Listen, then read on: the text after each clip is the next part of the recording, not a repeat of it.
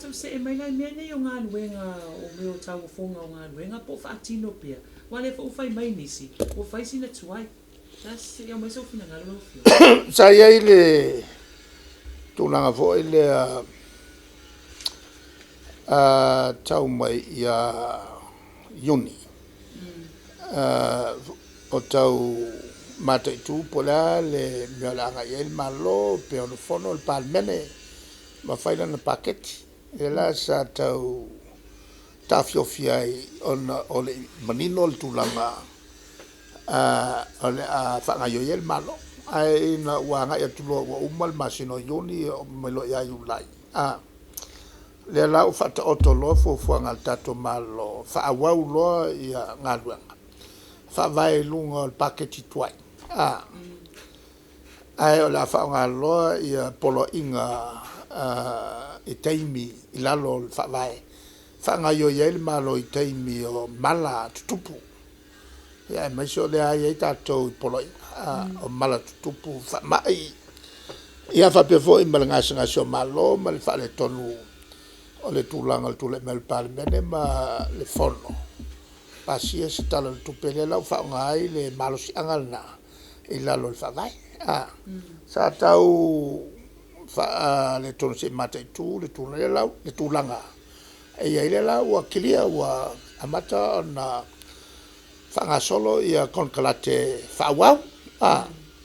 E ia foi lai si konkalate tele ia tai peo le wala lea e watu i o mla valele. Le va pe le po na fi e po tanto na fi le na mo mai ai le tali mai le faltupe wala to fa tupe la vola wa okay ala to ia fu fanga uma ma pet la to na pet nga pet se fai le to fail to malo in ia muli ko nga fainga fo le fo isa fo ile wala le lotu ne tau manua nga la le wa kilia lo le amatalo le fo tape na fai mo le loku lo malu e tau o i mala vale ya ma fa wai nga lu nga fo a company ale e manuia i tau fonga ne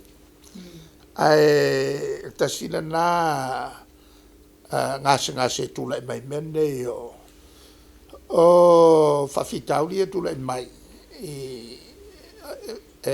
on fa le tonu le el tato malo e tua ai nga lo fai la voila na le mata tu le e a umal ka peneta nga yo inga tau on fai ia mal mata ti on mele o le tulanga le we samo el fa le tonu le we o le ngal nao o le fa mi o me e tupune o tali fa unga fa masnonga le ale tuai ia fa on tu le me fa fitauli o fa unga fa masnonga e lunga o le malos tele o finau o le finau vale ale fast au ka ua mea ngā whinga vale. Le la ua tula i mai e nei whawhitauri ia tutupune. Le ngā whaiama kua i mai a kea. O mātou le muli e whawai. Matula whono whatinonga mene i o ngā luenga. Whapal mene. Le la ua wawai atua fo i lele ua masuinga mari e le tūlanga o le lawe mai ale o le malo. Lea o le malo lea ua le foi la na te whanga i ia nei. E le tūlanga o ia saini warrants tupe whaatu. E le teime nei, e le whainga fau lea ua alua nei. Ua le marufia. Alam ta ua le mea lea foi le ona to telea. Ua mkwa ka mai kere whaari fina ngalo whetotoa i SS. Ai mkwa le malama i le whawai. Male tūlanga o le whaanga yoinga i le ao le malo. Ona fo tūte o le lo whata oto mai lalo o le whawai o le malo o Samoa. mai ao lo e le tulanga o le whawai. E le ia se si me o le whawai a fo e fua whaatitau ma e ngā yo inga uma. Alu tatu malo. E se lo ma le whawai. Kupulola ia tupuloa ma whelau totoa i le tupu nei. O te whaktai fo il ko whamao le ao malo. I le to whetala. Le wana o maia le fo whelo el palmene i le solua o kuso ia mai fo ilan tu alalo se i le whamsinonga. Se i tanga i ane nai vaenga ia whale tonu kaunga whale lea.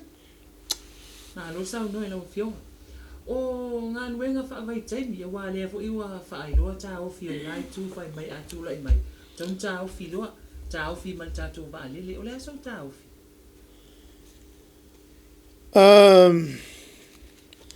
E waka ke ia fo, ia. Apo afo el vanga la wo le lopo le almela kupuai. Ale vanga le la, ale fast. E ka isi me pulai ale me alu fai. Pe o la o ngā vai e pulai la ulie la me alu fai pule foi al ko luala le olo ma famui. Pe a se ngari i foi. Pe se ngari e ko luala ua. E ko luala ua. Pe pule foi la ua. Aula leo ke le lopo fermele ku e kwala. Awa taun fa pe o tuala. Ole sui pale mia fo. Ole sui pale mia na ami. A faila wa tol numela taun fa alo avel fa alo ia tuala. Al mele wa tupu. Wo kaule la ngonga le leo kwala. A pe mele tupu nei le vanga le a pe tai fie me tai ia la auli tai to lua pe vai le avo le tai il vanga le olo ma kama le o wei ai ngungu man vanga to a bela la waya tu la se foi la tai fie me la winga la waya tu vanga e fa ka ia le vanga le o le sa a veala o fa tuanga fa ta ma awa mangwa vo le vanga le fie me o la uli ma wei io la to mana le sa i sa pe sa vea o ma la tu fa ya ai fa long ka ke ya la o le fa long o le la wo va ya ku le bele wo ku pe ya lo ka ka ya o le la vai la ile ai manku la a va ya ku la ma ko ku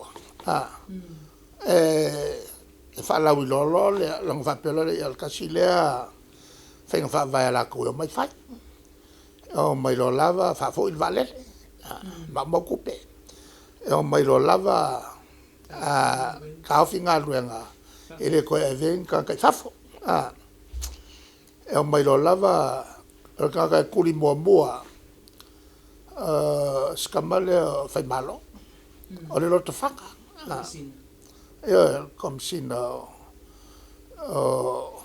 fa palo o mai lo kuli kia e ke le ka le o fa la mai toli e mai lo mai ku pu e a voi e fa o malo e mantua la e fe mai fa o se io e ku afo au ke le lo pe va pe fer fa nga me ele fa se me va be ele tulanga le nei le palmene e lima sfululua el taula ona vapea